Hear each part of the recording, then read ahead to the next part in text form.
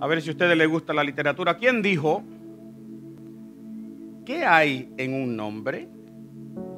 Aquellos que llamamos una rosa por cualquier otra palabra tendría la misma dulce fragancia.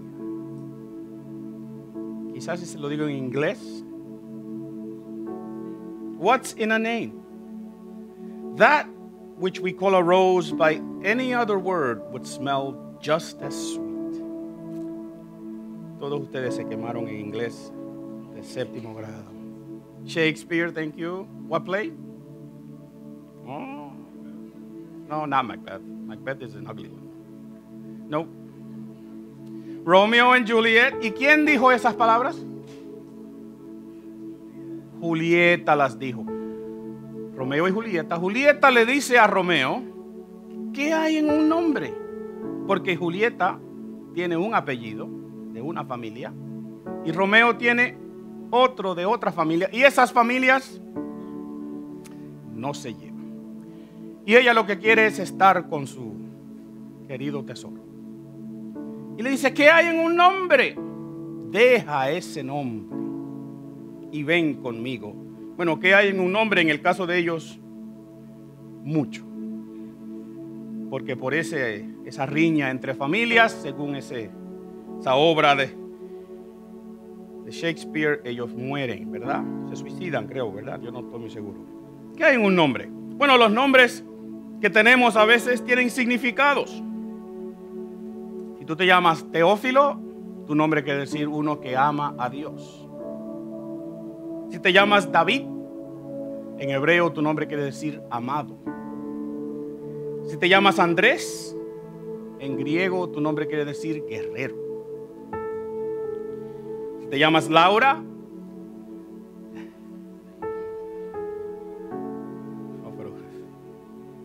si te llamas Laura es porque tu nombre viene de laurel, es una corona. Si te llamas Stephanie o Stephanie, eso viene de la palabra en griego para corona también.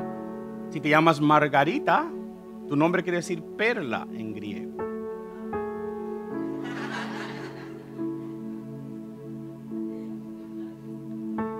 Yo no sé lo que quiere decir. Yo no.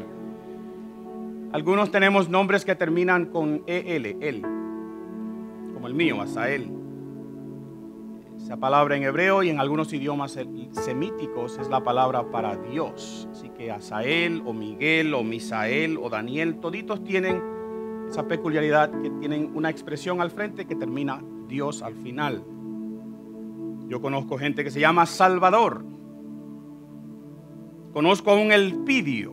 ¿Ustedes conocen algún Elpidio? Elpidio quiere decir esperanza. Sofía es un nombre común, ¿verdad? Quiere decir sabiduría en griego. Quizás en nosotros los hispanos, o para nosotros los hispanos, los apodos son más significativos que los nombres, ¿verdad? Si te dicen chino en tu familia, es porque tú eres un poquito... Si te dicen negro, es porque eres el más oscurito de la casa. Si te dicen cacú, es porque... Y es más, la gente a veces los conoce más por sus apodos, y sus apodos significan mucho más que aún sus propios nombres, ¿verdad que sí? Y miren, a veces el nombre no es lo más significativo, sino la persona que lo porta. Y ese nombre y esa persona juntos vienen a decir o a querer decir otra cosa. Por ejemplo, ¿ustedes conocen esa cabecita de algodón? ¿Saben quién es? Esa es mi mamá. Y ella tiene en sus brazos una niñita que es tataranieta. Así que ahí hay 5 generaciones. Y si la niñita pudiese hablar, ella le diría a mi mamá se llama como tu mamá. Porque la mamá de mi mamá se llama Emilia y la mamá de Nayana se llama Emilia. Y cada vez que yo cojo o tomo a Emilia, a la niñita, a Nayana, en mis brazos, que lo he hecho 2 veces, es lindísimo. Yo sé que se llama Nayana, pero ¿en qué es que yo pienso? Yo pienso en mi mamá y en su mamá. Yo pienso en Emilia. Yo pienso en lo que ese nombre significa ahora mismo, que hayan 5 generaciones atadas por un mismo nombre. En estos días nosotros celebramos la Navidad, ¿verdad que sí? Celebramos estos días con decoraciones, con luces. Hacemos quizás un pequeño display en nuestras casas del pesebre, con animalitos y con paja, y ponemos un bebito allí. Vemos rótulos a veces en las calles que dicen: Jesús es la razón de la celebración. Queremos volver a atar la celebración de la Navidad a la verdadera razón por la Navidad. Porque a veces se nos olvida que lo que estamos celebrando no son los 3 Reyes Magos y los regalos que trajeron. No son las luces que ponemos, no es el lechón que nos vamos a comer. Todo eso es bueno y hay que celebrarlo. Pero técnicamente lo que estamos celebrando es el nacimiento de una persona cuyo nombre es Jesús. Enfatizamos ese nombre porque ese nombre viene de una palabra en griego o en hebreo que quiere decir salvador, o uno que salva, o salvación. El tiempo de Navidad es tiempo para hablar de Jesús y de enfatizar mucho ese nombre. Pero si se acuerdan al principio, los que estaban aquí cuando leímos el versículo 23 del libro de Mateo y varios versículos antes. Y Mateo en el capítulo 1, verso 22 y 23 dice que todo esto aconteció para que se cumpliese lo dicho por el Señor por medio del profeta cuando dijo: He aquí una virgen concebirá y dará a luz un hijo, y llamarás su nombre Emmanuel, que traducido es Dios con nosotros. Ese verso me llama mucho la atención. Emmanuel, Dios con nosotros. ¿No era Jesús que se iba a llamar el niño? Porque cuando Mateo dice, y todo esto aconteció, nosotros creo que conocemos la historia, ¿verdad? José está comprometido con una jovencita que se llama María. En la costumbre judía, estar comprometido es lo mismo que estar casado legalmente, pero no se han unido físicamente todavía. Típicamente se usaba ese tiempo para que el hombre pudiera conseguir lo que necesitaba para ofrecer una casa a su familia. Pero legalmente estaban casados, aunque físicamente no se habían unido y no se debían haber unido. Y de pronto José se da cuenta que su comprometida está encinta. Y nosotros sabemos la historia ahora, ¿verdad? Porque tenemos el beneficio del tiempo y la palabra escrita. Pero pónganse en los zapatos de José. Póngase en los zapatos de la mamá y el papá de María, que no se mencionan. Los familiares de esas 2 familias, la vergüenza, el oprobio, los comentarios. Y José decide hacer lo que es legal. Él decide que la va a divorciar. Él tiene derecho por la ley a divorciarse de ella. La Biblia dice que como José era un hombre justo, no quiso hacerlo de tal manera que ella sufriese una vergüenza grande, sino que quiso dejarla en secreto para no difamarla. Y mientras él está preparándose para tomar esa decisión, un ángel se le aparece y le dice: José, no temas en tomar a María como tu esposa, porque lo que en ella está es del Espíritu Santo. Otra vez nosotros tenemos el beneficio del tiempo, ¿verdad? Y de conocer toda la historia, pero póngase otra vez en los zapatos de José, que esto es obra de ¿quién? Pero qué bueno, mis queridos, que José le creyó a ese ángel. ¿Usted nunca ha pensado en eso? celebramos mucho a María. Démosle un poquito de crédito a José también de vez en cuando, ¿verdad que sí? Un hombre justo, hizo lo correcto. Y cuando el ángel se le apareció y le dio una orden, obedeció. Una lección para nosotros. Cuando Dios te diga algo, obedécelo. Entonces Mateo dice que todo eso sucedió para que se cumpliese una profecía que el Señor había dado a través del profeta. Él no menciona el nombre, pero el profeta es el profeta Isaías. Y en el día de hoy yo me hago la pregunta: ¿por qué Mateo usó esa profecía? ¿Por qué Mateo se remonta 700 años antes en la historia? ¿Qué conexión quizás hay entre lo que sucedió ese día, en ese tiempo de José, y lo que había sucedido 700 años antes en el tiempo de Isaías? Y a mí me gustaría sugerirles a ustedes en el día de hoy que hay un mensaje bien específico que Mateo quería compartir con sus lectores y también con nosotros que íbamos a leer este mensaje muchos años después. Para poder entender lo que Mateo está tratando de decirle, yo quiero que usted vaya conmigo al libro de Isaías y al capítulo 7 de ese libro, y vamos a leer algunos versos allí. Y cuando leamos estos versos, yo quiero que usted se fije en lo que está sucediendo, porque va a darnos el trasfondo, la razón, creo yo, por la cual Mateo va a usar esta señal. Isaías capítulo 7, verso 1 en adelante. Dice así la palabra de Dios: aconteció en los días de Acaz, hijo de Jotam, hijo de Usías, rey de Judá, que Resín, rey de Siria, y Peca, hijo de Remalías, rey de Israel, subieron contra Jerusalén para combatirla, pero no la pudieron tomar.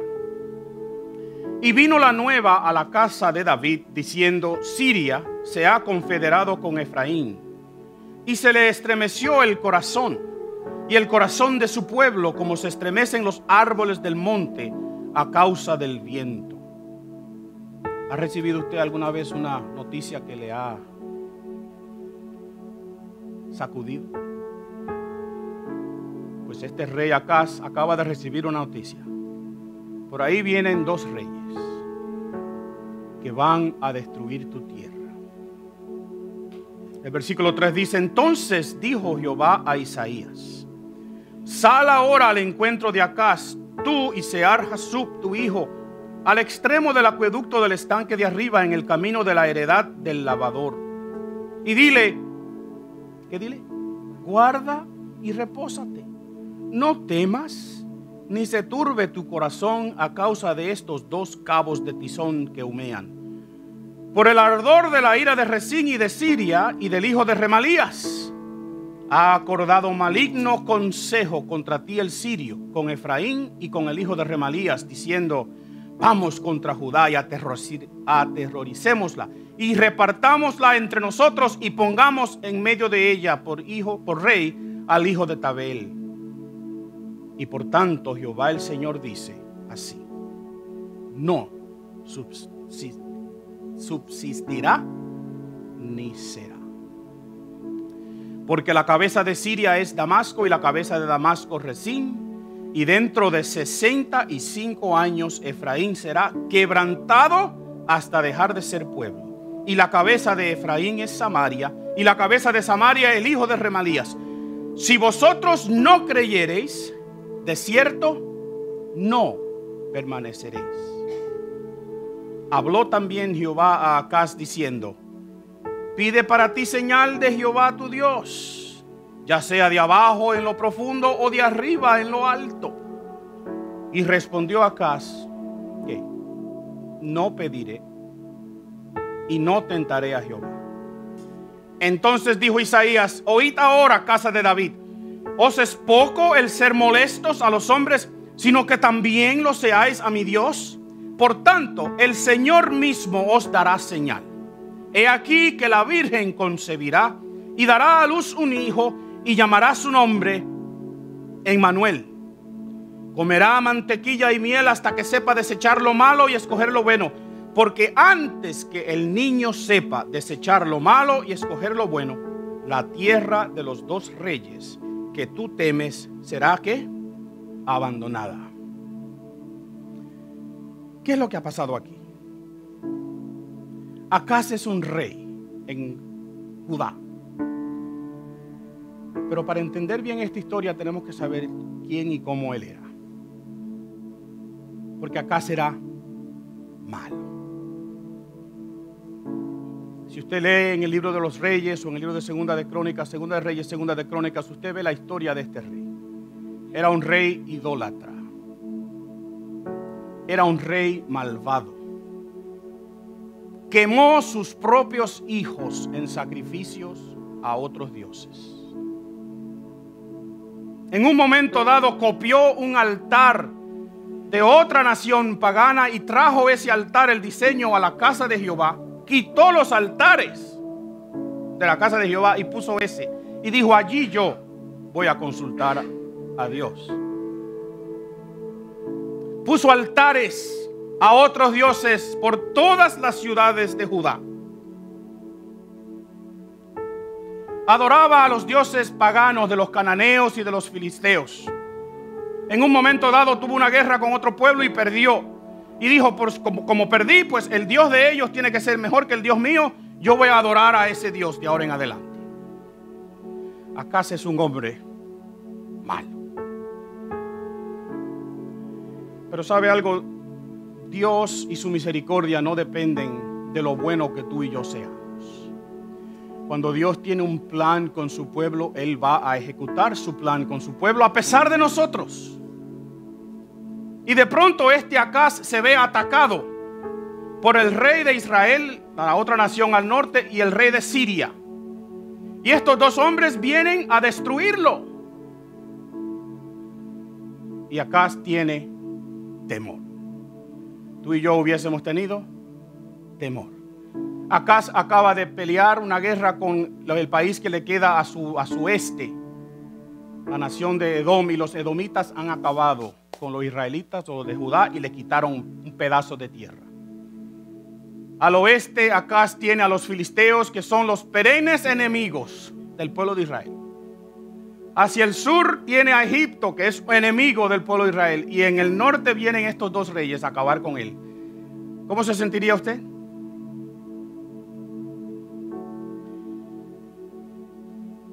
Y en medio de esa circunstancia, Dios le habla a Isaías y le dice: ve, dile a Acaz. Las palabras que son lindas están en los versos, creo que en el verso 4. Mírenlo. Dile: guarda y repósate. No temas, ni se turbe tu corazón a causa de estos dos, ¿qué? Cabos de tizón que humean por el ardor de la ira de Rezín, que es uno de los reyes, y el otro, que Dios ni siquiera le menciona el nombre, ya le está llamando el hijo de Remelías. Se llama Peca, pero Dios, es una manera de Dios decir: no tiene importancia este hombre.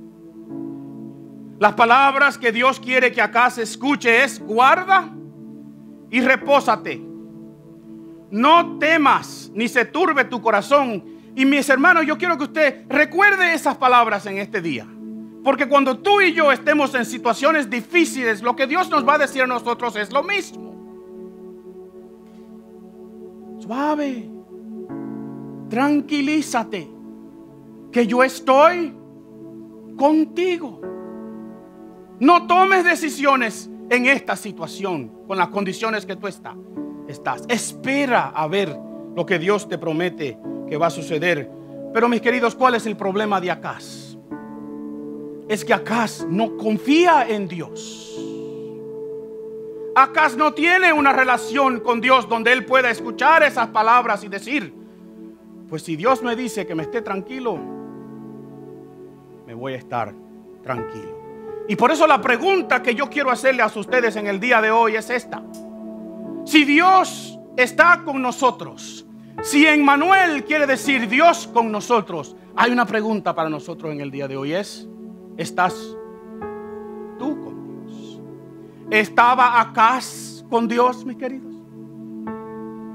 Si Emmanuel quiere decir Dios con nosotros, ¿estás tú con Dios? ¿En qué sentido entonces es que Emmanuel se convierte en una señal de mucho significado para Acaz? ¿En qué sentido entonces es que Mateo usa esa señal para decirnos algo acerca del nacimiento de Jesús? Y yo les haría la pregunta a ustedes en el día de hoy: ¿en qué manera es significativo para nosotros en el día de hoy que Mateo haya usado esa señal? Porque ¿qué es lo que sucede, mis queridos? Dios le dice a Acaz: guarda, repósate, no temas. Y Acaz hace todo lo contrario. Usted puede ir al libro de Reyes, Segunda de Reyes o Segunda de Crónicas, y va a leer la historia de Acaz. Acaz hace una alianza con otro país, tratando de buscar ayuda. Él no escucha las palabras. Sabemos eso por la historia que encontramos en otros libros de la Biblia. Y Dios entonces le dice a Acaz: bueno, si no me crees a mí, pues pídeme una señal. Y Acaz le va a decir: no me atrevo. Y usa cita la palabra de Dios en sí para decirle la razón por la cual no lo va a hacer. Entonces, mis queridos, esa señal para Acaz, ¿qué quería decir? ¿Por qué es que Dios le manda una señal y le dice: mira, aunque tú no quieras pedirme señal, te la voy a dar anyway? Y la señal que le da es una que vamos a ver en un minuto. Pero ¿qué quiere decir o qué quería decir entonces para Acaz esa palabra Emmanuel en ese momento? ¿Qué quería decir? Era un reto a creerle a Dios. Acaz, ¿tú crees que yo puedo con esos 2 tizones que humean? Acaz, ¿tú crees que yo puedo resolver tu problema? Mis queridos, el resto para nosotros en el día de hoy no es creer en Dios. Todo el mundo cree en Dios, aún los que dicen que no. Porque cuando tienen un problema, ¿qué es lo que dicen? ¡Ay, Dios mío! No es creer en Dios, es creerle a Dios. Es que cuando Dios dice: guarda, repósate, no tengas miedo, no se turbe tu corazón. Emmanuel, yo, Dios, estoy contigo.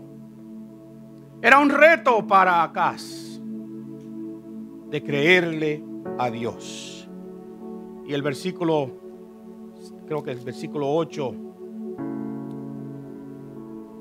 versículo 9 dice: al final, si vosotros no creyereis, de cierto que no van a permanecer. Dios le estaba diciendo a Acaz: no solamente es un reto esto de que me creas, sino que es un reto de que confíes en mí, porque si no, tú no vas a permanecer. Yo creo, mis queridos, que el reto para nosotros es igual en el día de hoy. Que cuando tú y yo estamos pasando por una situación difícil, Dios nos dice: Emmanuel, yo estoy contigo.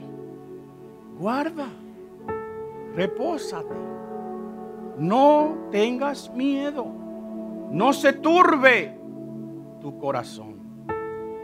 La respuesta del ser humano no es esa típicamente. ¿Qué más? ¿Qué más es esto? Emmanuel, Dios con nosotros, también era una prueba a la fe de Acaz y es una prueba para la fe tuya y la mía. Porque Dios le dice a Acaz: ¿no me crees? Pues pídeme una señal.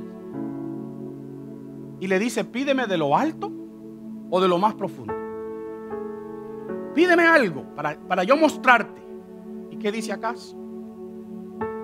No voy a probar a Dios y no lo voy a tentar. Y suena muy bíblico eso, ¿verdad? Suena muy bonito eso. Acá se está citando una situación que ocurrió en el pasado del pueblo de Israel, donde el pueblo de Israel había desafiado a Dios en un momento dado porque no tenían agua en el desierto. Y Dios no le gusta que nosotros los desafiemos, ¿sabe? Dios no es hombre para tú mirarlo de ojo a ojo y demandar de él que te responda. Dios es Dios y tú eres su creación. Así que Dios le dijo al pueblo: no me tienten de esa manera. Y quizás acá se está haciendo muy bíblico aquí. Pero la diferencia en este caso es que es Dios quien le dice a Acaz: pruébame. Así que si es Dios que te dice: pídeme una señal, pues no tengas miedo en pedírsela a Dios. Pero ¿qué pasa? Acaz no cree. Acaz no le va a pedir a Dios ninguna señal porque no tiene una relación con Dios. ¿Por qué? Porque la perspectiva de Acaz es meramente humana. Lo único que él puede ver es los dos ejércitos que tiene allí al frente. Y Dios lo que le está diciendo es: cambia de perspectiva, Acaz. Mira las cosas como yo las veo. Mira las cosas como yo las tengo en mis manos controladas. Esto es una prueba a tu fe. ¿Me vas a creer, sí o no? Y Acaz, ¿qué le dijo? No te voy a creer. Pero ¿saben algo? Dios con nosotros también es una prueba de la soberanía de Dios. Porque Jehová le dice a través del profeta, le dice a Acaz: pues mira, si no me pides una señal, te la voy a dar. Y si fuéramos buenos latinos, ¿qué le hubiéramos dicho? Anyway. Te la voy a dar como quiera. Aunque no me creas, te la voy a dar. Y le da a Emmanuel una señal. A Acaz una señal. Y yo quiero que usted me siga aquí porque eso es importante. Es importante que entendamos esta señal en el contexto en el que Dios se la da a este pueblo. Porque la señal es: la virgen concebirá. No una virgen concebirá. Dice, ¿cómo? La virgen. Y ese artículo le da un tono diferente a esa expresión. Lo que está diciendo, si usted lo lee correctamente en el idioma original, lo que está diciendo es: la virgen que está aquí, que tú puedes ver, esta va a concebir. En otras palabras, ahí donde estaba Acaz, en ese templo, si es que estaba en el templo, donde quiera que estuviese en ese momento, esa virgen él sabía quién era. Es esta, es la virgen. Es que yo le dijera a ustedes una virgen, o yo le dijera a ustedes: la virgen concebirá, y ustedes empiezan a mirar alrededor, a buscar una muchacha que sea madura sexualmente, ¿verdad? Ya sea señorita, como decimos, pero que no haya tenido relaciones sexuales.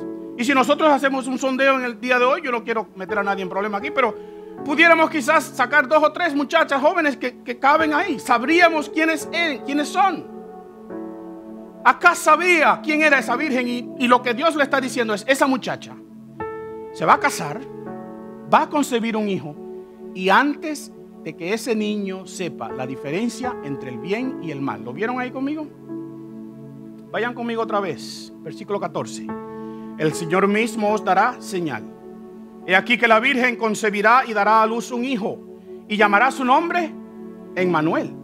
Y sabemos que Emmanuel quiere decir Dios con nosotros.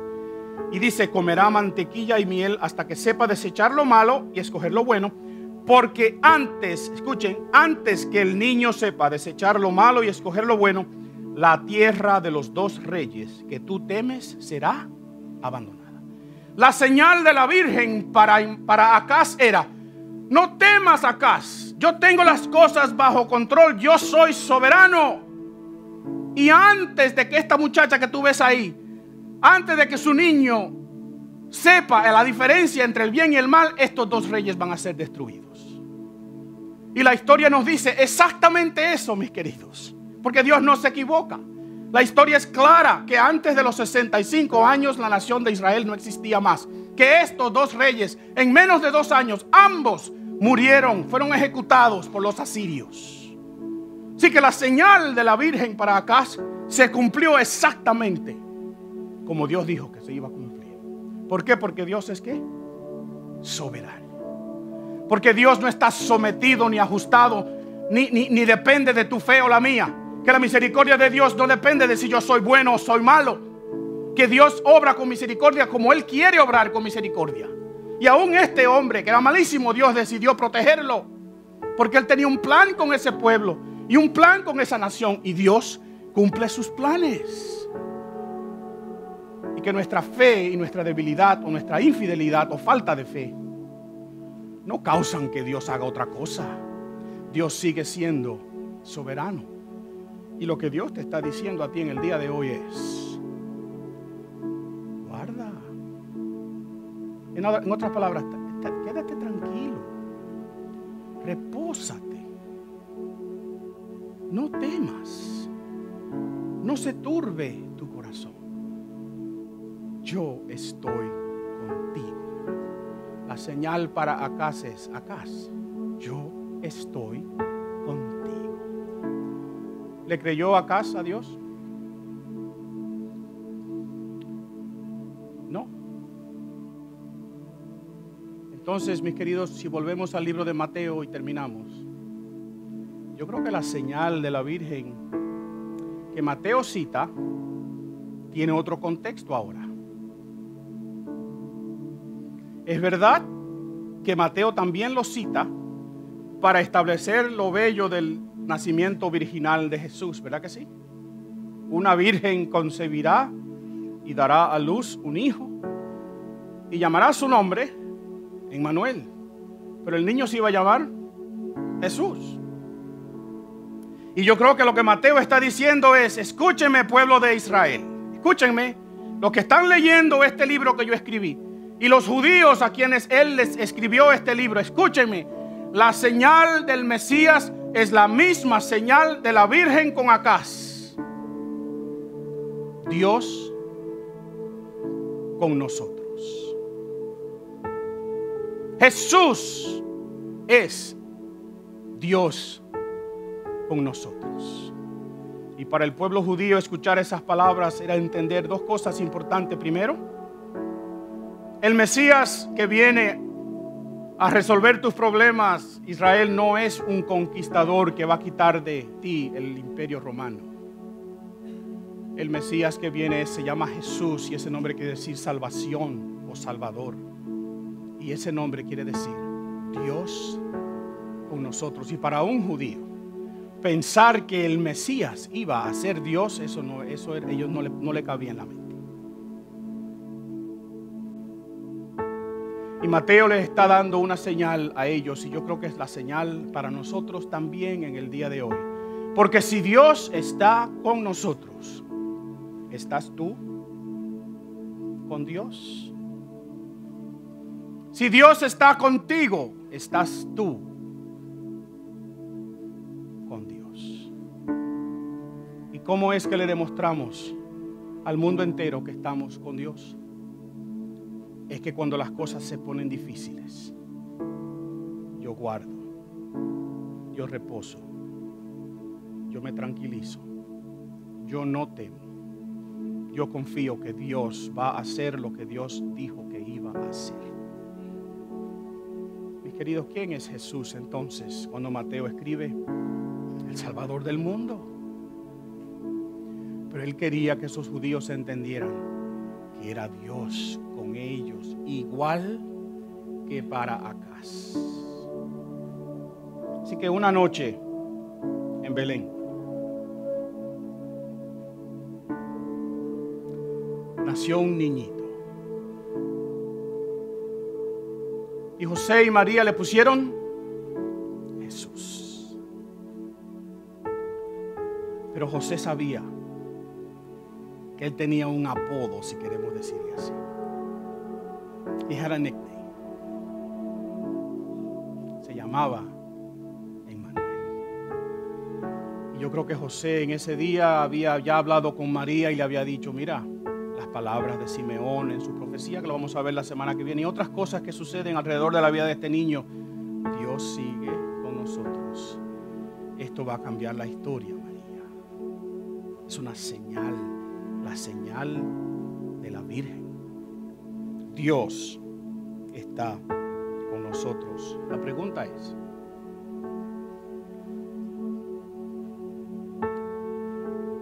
¿estás tú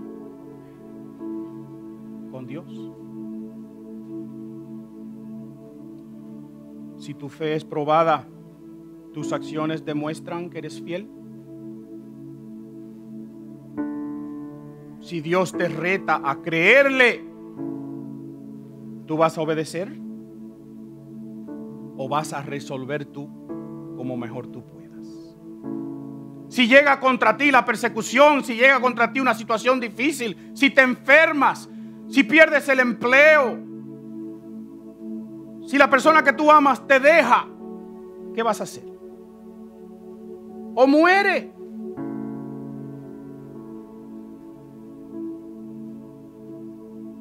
La señal de la Virgen es guarda, repósate, no se turbe tu corazón, no temas, porque Dios está contigo. Pero la señal de la Virgen también es Acaz.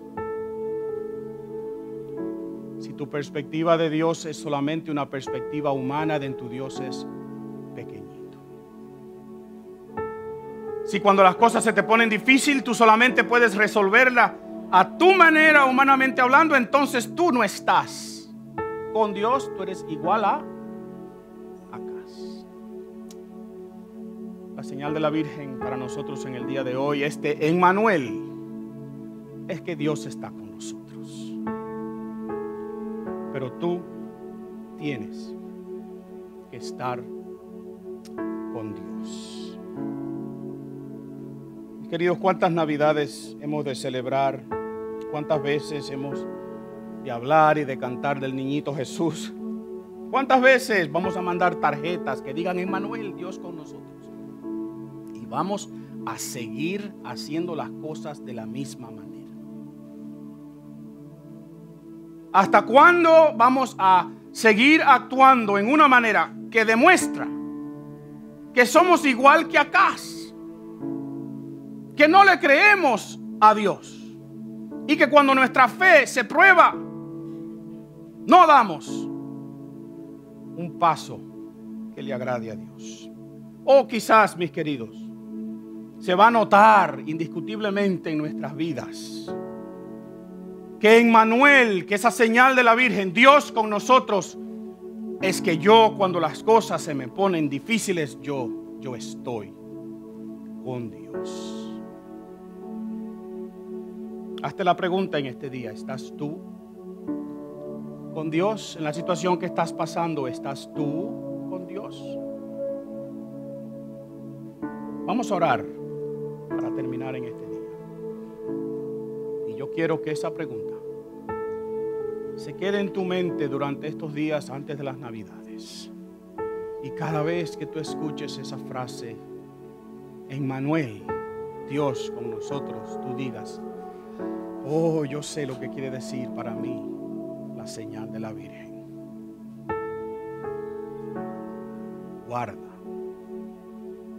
repósate, no tengas miedo, no se turbe tu corazón. Vamos a orar. Dios, tú eres eterno, tú eres soberano, tú eres misericordioso. Gracias, Señor, porque aún a pesar de nuestra incredulidad, tú te esmeras por manifestarte al ser humano de tal manera que se dé cuenta de Emmanuel, Dios con nosotros. Ayúdanos a entender claramente esta señal de la Virgen en el día de hoy. Y que cada vez que nosotros pensemos en esta frase, Emmanuel, Dios con nosotros, nosotros podamos responder afirmamente y con un retundante sí: yo estoy con Dios. Gracias, eterno Dios, otra vez por la señal de la Virgen. Emmanuel, Dios con nosotros. Y oramos en el nombre de ese Jesús, quien es Dios. Todo el pueblo de Dios dice: amén.